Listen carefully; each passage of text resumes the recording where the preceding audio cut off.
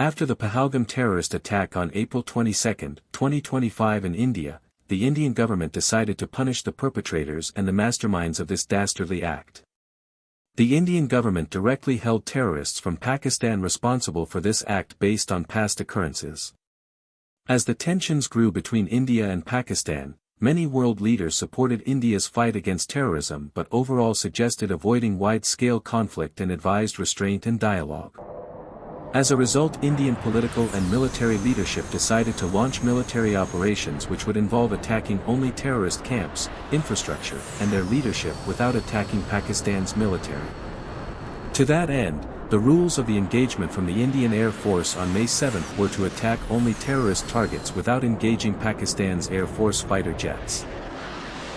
There was mutual understanding between Indian and Pakistani air forces not to shoot each other's aircraft when operating within their own airspaces. So, the plan on the Indian side was to send fighter jets which would launch standoff weapons from within Indian territory attacking targets across the international border and return back to their bases quickly. More than 80 Indian Air Force aircrafts took part in this operation. The strike packages for each target consisted of Sukhoi 30, Rafales, MiG-29, Mirage 2000 etc., many of which were present to provide cover to the main aircraft which had to deliver the standoff weapons. Unlike the 2019 Balakot operation, this time the Pakistani Air Force was much better prepared and was anticipating an Indian attack and hence was able to detect when Indian fighter jets became airborne. Pakistani Air Force scrambled more than 40 fighter jets and continued advancing towards incoming Indian fighter jets.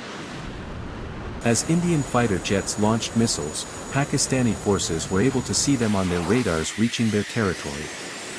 It does not matter whether Indian fighter jets entered Pakistan's airspace or launched weapons from outside, what mattered was that Pakistan's territory was attacked. Consequently, the only option Pakistani fighter jets were left with was to shoot down the Indian fighter jets using their beyond visual range air-to-air missiles. During this engagement, Pakistan claimed to have shot down 6 Indian fighter jets.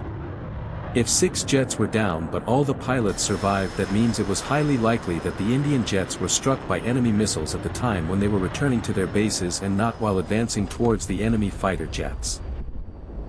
A fighter jet pilot has much higher chances of ejecting when his or her jet is hit from behind rather than from the front, which means Indian jets did not engage the Pakistani fighter jets and simply were returning to their bases after completing their mission. India's Chief of Defence Staff in one of the interviews replied as it was not important how many were down. What was more important why they were down, which points to the rule of engagement which he called as the tactical error. The loss of fighter jets was indeed a setback to the Indian side because of the self-imposed restraint which did not have any value as no nations cared about.